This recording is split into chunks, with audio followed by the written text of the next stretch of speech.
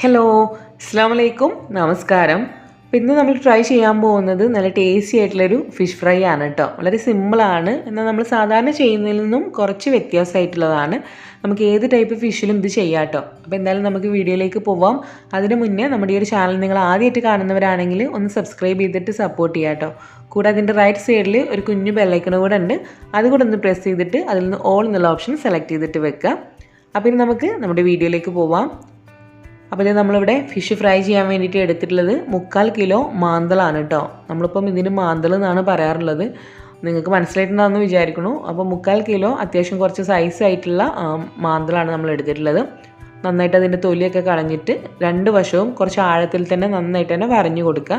നമ്മളതിൽ പുരട്ടി വെക്കാൻ പോകുന്ന മസാലയൊക്കെ നന്നായിട്ട് ഉള്ളിലേക്ക് പിടിക്കാൻ വേണ്ടിയിട്ട്. അപ്പോൾ ഇത് ക്ലീൻ ചെയ്തിട്ട് ഒരു ഭാഗത്തേക്ക് മാറ്റി വെച്ചതാണ്. ഇനി നമുക്കിതിലേക്ക് ബാക്കി വേണ്ടത് ഈ ഒരു സൈസിലുള്ള 3 ചെറിയ കഷ്ണം ഇഞ്ചി വേണം, അതുപോലെ തന്നെ ഒരു 5 അല്ലി വെളുത്തുള്ളി വേണം, പിന്നെ ഒരു പിടി മല്ലിയിലയും അതുപോലെ തന്നെ ഒരു പിടി കറിവേപ്പില കൂടെ വേണം. കറിവേപ്പില നിങ്ങളുടെ കയ്യിലുണ്ടെങ്കിൽ കുറച്ചും കൂടെ കൂടുതൽ എടുക്കണം കേട്ടോ. ഇപ്പോൾ എൻ്റെ കയ്യിൽ കുറവായതുകൊണ്ട് ഞാൻ കുറച്ചേ എടുത്തിട്ടുള്ളൂ. പിന്നെ നമുക്കിതിലേക്ക് ഒരു 1 ടേബിൾ സ്പൂണോളം നമ്മുടെ തരിയായിട്ട് പൊടിച്ചെടുത്തിട്ടുള്ള കുരുമുളക് വേണം. കുരുമുളക് നന്നായി ഫൈനായിട്ട് പൊടിച്ച് ചേർക്കണ്ട കേട്ടോ. നമ്മൾ ഫ്രഷ് ആയിട്ട് അപ്പം തന്നെ എടുത്തിട്ട് പൊടിച്ചെടുക്കൂലേ, കുറച്ചിങ്ങനെ തരിയോട് കൂടിയിട്ട്, അതാണ് വേണ്ടത്. ഇത്രയും ഐറ്റംസ് നമുക്ക് നമ്മുടെ മിക്സിയുടെ കുഞ്ഞു ജാറിലേക്ക് ചേർത്തിട്ട് ഒന്ന് ബ്ലെൻഡ് ചെയ്തിട്ട് എടുക്കണം. അതുപോലെ നമ്മുടെ മിക്സിയുടെ കുഞ്ഞു ജാറിലേക്ക് നമ്മൾ എടുത്ത് വെച്ചിട്ടുള്ള ഇഞ്ചിയും അതുപോലെ തന്നെ വെളുത്തുള്ളിയും കറിവേപ്പിലയും മല്ലിയിലയും ഇത്രയും ചേർക്കുക. ഇതിൻ്റെ കൂടെ ഇനി നമ്മളിപ്പം കുരുമുളകിൻ്റെ അത് ചേർക്കുന്നില്ല കേട്ടോ, അത് നമ്മൾ സെപ്പറേറ്റ് ആഡ് ചെയ്യുന്നതാണ്. ഇത് നമ്മൾ ബ്ലെൻഡ് ചെയ്യുന്ന സമയത്ത് നമുക്കിതിലേക്ക് ഒരു 1 ടേബിൾ സ്പൂണോളം സുർക്ക, അതായത് നമ്മുടെ വൈറ്റ് വിനീഗർ കൂടെ ചേർക്കണം. ഇതിന് പകരമായിട്ട് നിങ്ങൾക്ക് 1 ടേബിൾ സ്പൂണോളം ലെമൺ ജ്യൂസ് ഒഴിച്ചു കൊടുത്താലും മതി കേട്ടോ. അപ്പോൾ അതെല്ലാം കൂടെ ചേർത്തിട്ട് ഇതുപോലെ നന്നായിട്ട് തന്നെ പേസ്റ്റായിട്ട് നമ്മളിവിടെ അരച്ചെടുത്തിട്ടുണ്ട്. അത് നമുക്കൊരു ബൗളിലേക്ക് മാറ്റി കൊടുക്കാം.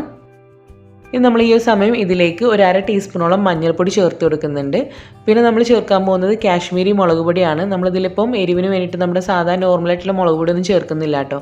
കാശ്മീരി മുളക് പൊടി ഒരു 1 ടീസ്പൂൺ മാത്രം ചേർത്ത് കൊടുക്കുക, ജസ്റ്റ് ഒരു കളറിന് വേണ്ടിയിട്ട് മാത്രമാണ്. ഇനി നമുക്ക് അടുത്തതിലേക്ക് ചേർക്കാനുള്ളത് നമ്മൾ നേരത്തെ തരിയായിട്ട് പൊടിച്ചെടുത്തിട്ടുള്ള കുരുമുളകിൻ്റെ പൊടിയാണ്. അപ്പോൾ അത് ഒത്തിരി ഫൈനായിട്ട് പൊടിച്ചെടുക്കരുത് കേട്ടോ. നമ്മുടെ കയ്യിലുള്ള മുഴുവനായിട്ടുള്ള കുരുമുളക് നമ്മളിത് ചെയ്യുന്ന സമയത്ത് തന്നെ പൊടിച്ചെടുത്ത് കഴിഞ്ഞാൽ കുറച്ചും കൂടെ നല്ല ടേസ്റ്റും മണവും കാര്യങ്ങളൊക്കെ ആയിരിക്കും. അപ്പോൾ ഇതിപ്പം 1 ടേബിൾ സ്പൂൺ ആണ്. അത് മുഴുവനായിട്ടും തന്നെ നമുക്കിതിലേക്ക് ചേർത്ത് കൊടുക്കാം. കാരണം നമ്മളിപ്പോൾ ഇതിലേക്ക് എരിവിന് വേണ്ടിയിട്ട് നമ്മുടെ എരിവുള്ള മുളക് പൊടി കാര്യങ്ങളൊന്നും ചേർക്കുന്നില്ല. ഈ ഒരു കുരുമുളകിൻ്റെ എരിവാണ് മെയിനായിട്ടുള്ളത്. പിന്നെ നമുക്ക് ഇതിലേക്ക് ആവശ്യത്തിനുള്ള ഉപ്പ് കൂടെ ചേർത്തിട്ട് നന്നായിട്ട് തന്നെ മിക്സ് ചെയ്തിട്ട് എടുക്കാം. ഇനി നമുക്കിതിലേക്ക് ഫൈനലായിട്ട് ഒരു കാര്യം കൂടെ ചേർക്കാനുണ്ട്. ഒരു 1 ടേബിൾ സ്പൂണോളം കോൺഫ്ലോർ ചേർത്ത് കൊടുക്കാം.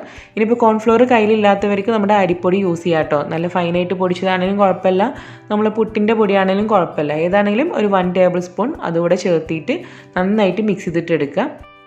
അപ്പോൾ നമ്മുടെ ഈ ഒരു ഫിഷിലേക്ക് പുരട്ടി വെക്കാനുള്ള മസാല റെഡി ആയിട്ടുണ്ട്. ഇനി നമ്മളിപ്പം ക്ലീൻ ചെയ്ത് വെച്ചിട്ടുള്ള ഫിഷിൽ നല്ല പോലെ തന്നെ ഈ ഒരു മസാല തേച്ച് പിടിപ്പിക്കുക. അപ്പോൾ നമ്മൾ ഈ ഒരു ഫിഷൊക്കെ ഫ്രൈ ചെയ്യുമ്പോൾ നല്ല ടേസ്റ്റ് കിട്ടണമെങ്കിൽ നന്നായിട്ട് നമ്മൾ ഫിഷ് ഇങ്ങനെ വരഞ്ഞു കൊടുത്ത് അതിനകത്തേക്ക് നമ്മൾ എടുക്കുന്ന മസാലയൊക്കെ നല്ലപോലെ തേച്ച് പിടിപ്പിച്ചിട്ട് ഒരു 1/4 മണിക്കൂറെങ്കിലൊക്കെ ഒന്ന് വെച്ചിരുന്നാലാണ് നമ്മളത് ഫ്രൈ ചെയ്തിട്ട് വരികയാണെങ്കിലും ഗ്രില്ല് ചെയ്തിട്ട് കൊടുക്കുകയാണെങ്കിലും ഒക്കെ നല്ല ടേസ്റ്റ് കിട്ടുന്നത്.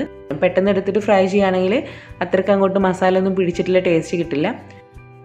എല്ലാം കൂടെ നന്നായിട്ട് നമ്മളിവിടെ തേച്ച് പിടിപ്പിച്ചിട്ടുണ്ട്. ഇനിയിപ്പോൾ ഇതൊരു 30 മിനിറ്റ് ഒന്ന് നമ്മൾ ഇതുപോലെ തന്നെ ഒന്ന് റെസ്റ്റ് ചെയ്യാൻ വെച്ചതിന് ശേഷമാണ് ഇത് ഫ്രൈ ചെയ്യാൻ വേണ്ടിയിട്ട് എടുക്കുന്നത് കേട്ടോ.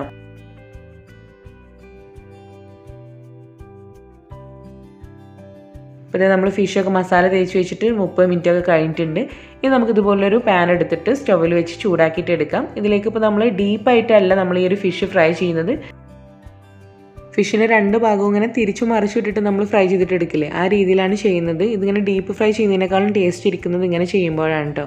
അപ്പോൾ ഓയിലൊക്കെ ചൂടായിട്ടുണ്ട്. ഇനിയിപ്പോൾ നമ്മൾ നേരത്തെ മസാലയൊക്കെ തേച്ച് വെച്ചിട്ടുള്ള നമ്മുടെ ഫിഷിനെ ഈ ഒരു പാനിൽ നന്നായിട്ടൊന്ന് നിരത്തി വെച്ച് കൊടുക്കുക ചൂടായിട്ടുള്ള ഓയിലിലേക്ക്. ഒരു ബാച്ച് ഫിഷ് പീസസ് നമ്മളിതുപോലെ പാനിൽ നിരത്തി വെച്ച് കൊടുത്തിട്ടുണ്ട്. ഇത് നമ്മൾ ഒത്തിരി വലിയ ഫ്ലെയിമിൽ ഇട്ടിട്ട് ഫ്രൈ ചെയ്തിട്ട് എടുക്കരുത് കേട്ടോ. ഒരു ലോ ടു മീഡിയം ഫ്ലെയിമിലിട്ടിട്ട് തിരിച്ചു മറിച്ചും മാറിയിട്ട് കൊടുത്തിട്ട് വേണം ഫ്രൈ ചെയ്തിട്ടെടുക്കാൻ.